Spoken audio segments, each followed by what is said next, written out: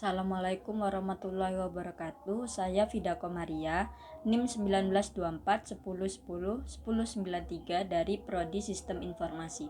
Di sini saya mau menjelaskan tugas data mining modul 3. Untuk soal yang pertama, jelaskan makna dataset, jelaskan pula makna data training dan data testing.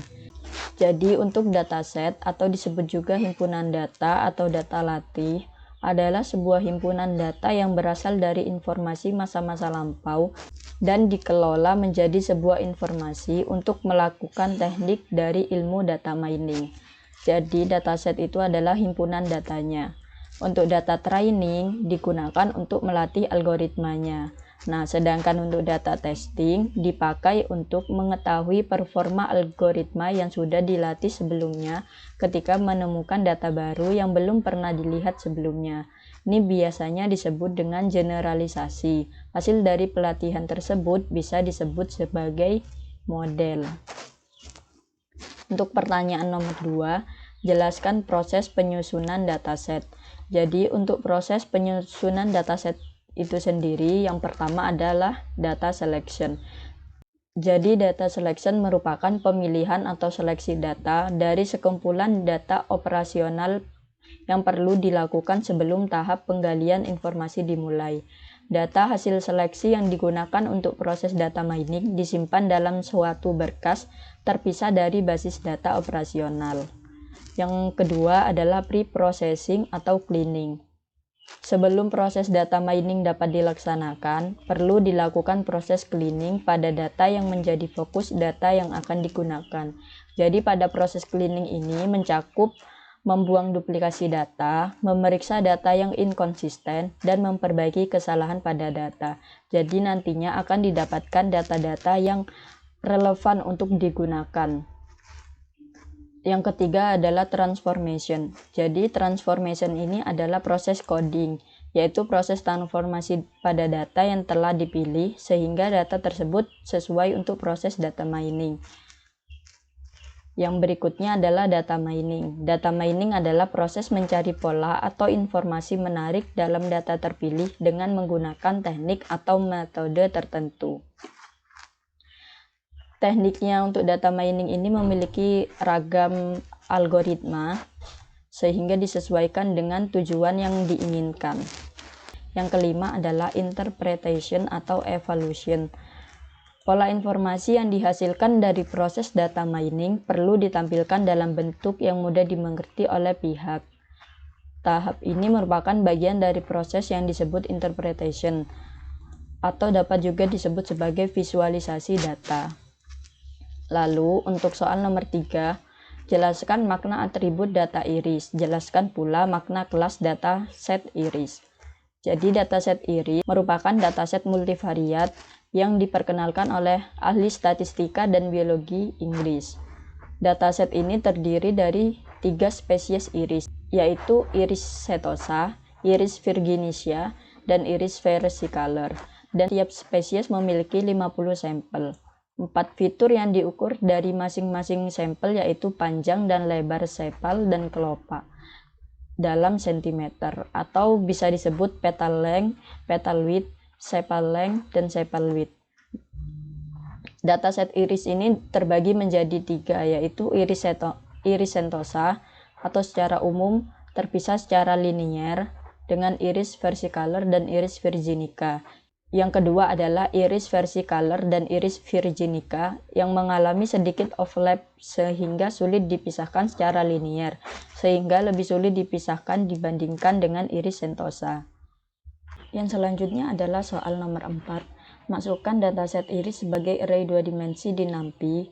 Pisahkan setiap kelas di array yang berbeda, setosa, versicolor, virginica, dan unknown. Jadi ini adalah angka-angka yang harus kita masukkan ke dalam array. Selanjutnya, ini adalah masukkan ke dalam arraynya.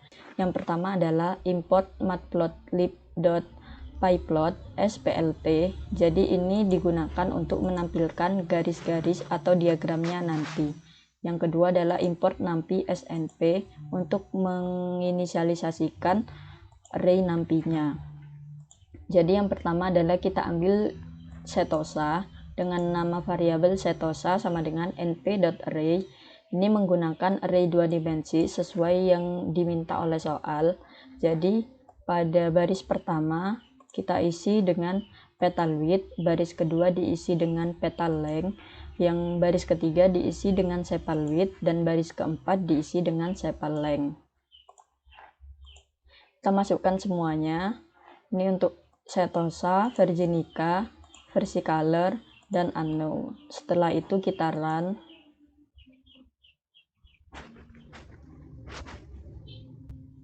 Oke, ini sudah selesai kita lakukan menjadi array 2 dimensi. Yang berikutnya adalah nomor 5. Buatlah scatter plot yang menggunakan pasangan atribut berikut pada setiap kelas, termasuk unknown. Berikan warna merah untuk setosa, hijau untuk versicolor, biru untuk virginica, dan kuning untuk unknown. Jadi ini adalah pasangan dari scatter plot yang akan kita buat. Nah, karena tadi kita sudah membuat array untuk setiap versinya, untuk setiap bagiannya, maka selanjutnya ini adalah urutan yang array yang sudah kita buat, urutan barisnya petal width, petal length, sepal width, dan sepal length, di mana pada soal diminta setosa berwarna merah dan selanjutnya. Yang pertama di sini kita menginisialisasikan font sebagai judul pada setiap scatter yang akan kita buat. Lalu kita inisialisasikan yang pertama adalah sepal length dan petal width. Untuk setosa kita beri nama variabel sl_setosa. Ini adalah untuk menginisialisasikan sepal length pada setosa menggunakan np.array. Nama arraynya adalah setosa. Seperti di atas tadi, nama arraynya adalah setosa untuk setosa. Dan kurung siku 3. Jadi 3 ini berarti baris yang akan kita ambil. Kenapa 3? Karena di sini sepal length berada pada indeks nomor 3. Dan untuk petal width berada pada indeks nomor 0. Kita inisialisasikan untuk semua bagian. Lalu di sini ada plt.scatter. Fungsinya sendiri adalah untuk membuat diagram scatter. Lalu nama arraynya yaitu SL setosa dan PB setosa dengan karakter setosa berwarna merah. Jadi kita inisialisasikan color sama dengan red. Begitu juga untuk bagian-bagian yang lain sampai bagian unknown. Nah, untuk yang poin A yang diminta adalah sepal length dan petal width. Jadi kita beri title sepal length, petal width, font mengambil dari font dictionary-nya mengambil dari variabel font, size-nya 20. Lalu kita tampilkan scatter yang sudah kita buat dengan cara plt.show. Jadi plt.show ini nantinya akan menampilkan scatter dari mulai setosa sampai ke unknown. Begitu juga untuk soal poin B yaitu sepal width dan petal length, mana sepal width berada pada indikator kedua dan petal length berada pada indikator ke-0.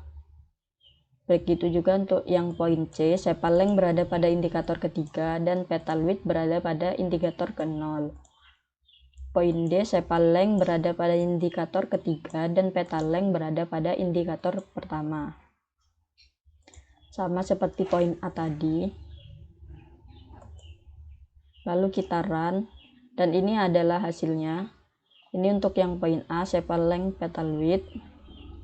Ini untuk poin B, sepal width, petal length. Ini untuk poin C, sepal length, petal width. Dan ini untuk poin D, sepal length, petal length. Selanjutnya adalah soal nomor 6. Jelaskan bagaimana karakter pengelompokan setiap kelas scatter plot. Jadi pada scatter plot ini nilai atribut menentukan posisi. Plot tersebar paling umum memiliki 2 dimensi, tetapi dapat memiliki plot tersebar 3 dimensi. Seperti kita lihat dari plot yang sudah kita buat. Ini terdapat 2 dimensi dan ini ada 3 dimensi. Ini 2 dimensi dan ini 2 dimensi. Lalu yang berikutnya, seringkali atribut tambahan dapat ditampilkan dengan menggunakan ukuran, bentuk, dan warna penanda yang mewakili objek. Berikutnya, ini berguna untuk memiliki array pada plot pencar yang dapat secara ringkas meringkas hubungan dari beberapa pasang atribut. Scatter diagram akan digunakan untuk menguji seberapa kuat hubungan antara dua variabel, memastikan firasat akan hubungan sebab akibat langsung antara jenis-jenis variabel. Yang berikutnya menentukan jenis hubungan positif, negatif, dan lain-lain. Lalu untuk soal nomor 7, perhatikan data yang berjenis unknown, jelaskan bagaimana cara meramal jenis data unknown. Jadi pada gambar ini data unknown merupakan data yang berwarna kuning. Untuk sepal length dan petal width, data unknown ini tersebar ke semua bagian. Untuk sepal width dan petal length, data unknown menyendiri atau berpisah dari yang lainnya. Untuk sepal length dan petal width, data unknown tersebar, dan untuk sepal length dan petal length, data unknown berada pada biru dan hijau. Jadi jenis data unknown ini tersebar ke dalam semua dimensi, namun ada juga data unknown yang membentuk dimensi sendiri. Yang berikutnya adalah nomor 8. Buatlah paralel koordinat plot dari data yang berkelas setosa, versicolor, dan virginica. Berikan warna merah untuk setosa, hijau untuk versicolor, biru untuk virginica, dan ini adalah kode untuk soal nomor 8.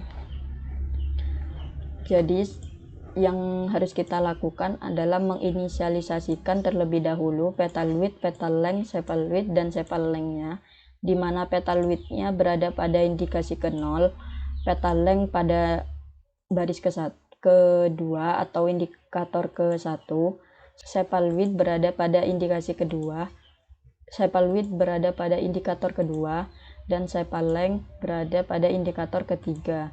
Kita inisialisasikan untuk semua bagian, yaitu setosa, versicolor, dan virginica yang disimpan dalam array yang sudah kita buat.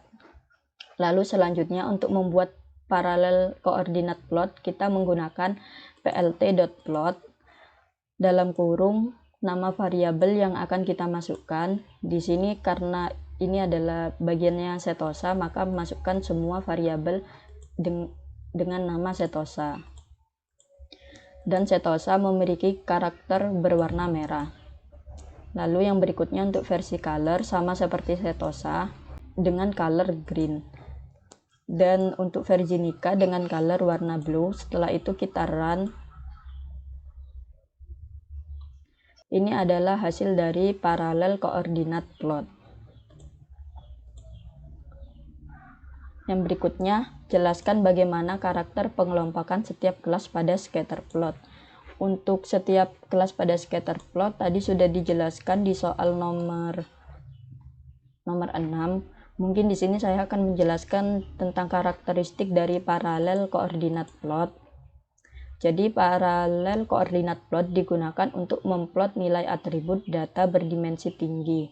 Bukan menggunakan sumbu tegak lurus, melainkan menggunakan sumbu sejajar. Nilai atribut dari setiap objek diplot sebagai titik pada setiap sumbu koordinat yang sesuai dan titik-titik tersebut dihubungkan dengan sebuah garis. Jadi untuk plot ini dihubungkan dengan sebuah garis, sedangkan scatter plot tidak dihubungkan dengan garis, melainkan hanya titik-titiknya saja. Setiap objek direpresentasikan sebagai sebuah garis. Seringkali garis-garis yang mewakili kelas objek yang berbeda dikelompokkan bersama setidaknya untuk beberapa atribut. Seperti pada ini, untuk setosa diberi warna merah, untuk versicolor diberi warna hijau, dan untuk virginica diberi warna biru. Lalu, pengurutan atribut penting untuk melihat pengelompokan tersebut. Sekian presentasi dari saya, kurang lebihnya mohon maaf. Wassalamualaikum warahmatullahi wabarakatuh.